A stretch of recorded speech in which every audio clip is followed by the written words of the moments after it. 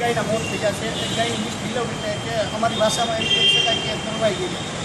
રાજકોટ મહાનગરપાલિકાના ઢોરડબાની અંદર અત્યારે અઢી 3 ફૂટના કીચડ ગારા જે વરસાદ ગઈકાલે પડ્યો છે એને કારણે કીચડ અને ગારાના હિસાબે અત્યારે ટપોટપ ગાયોના મોત થઈ રહ્યા છે. અત્યારે વાતાવરણ વરસાદનું હોય ત્યારે ગાયોને વલ્લો થવાની વધારે પડતી શક્યતા હોય છે.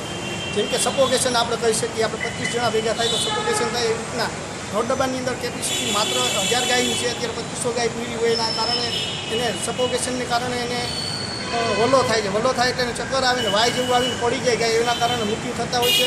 આગળ ઉપર 10 આ લોકોએ વેટરનરી ડૉક્ટર બતાવ્યા છે, પણ અત્યારે માત્ર એક ડૉક્ટર છે એ પણ એની જવાબદારી છટકી ગયા છે. અમે એની અત્યારે માલધારી સમાજ અને ગૌરક્ષકો સાથે ગયા હતા, ત્યાં જોયું ને આ પરિસ્થિતિના કારણે અત્યારે ગાયોના ટપોટપ મૃત્યુ થઈ રહ્યા છે.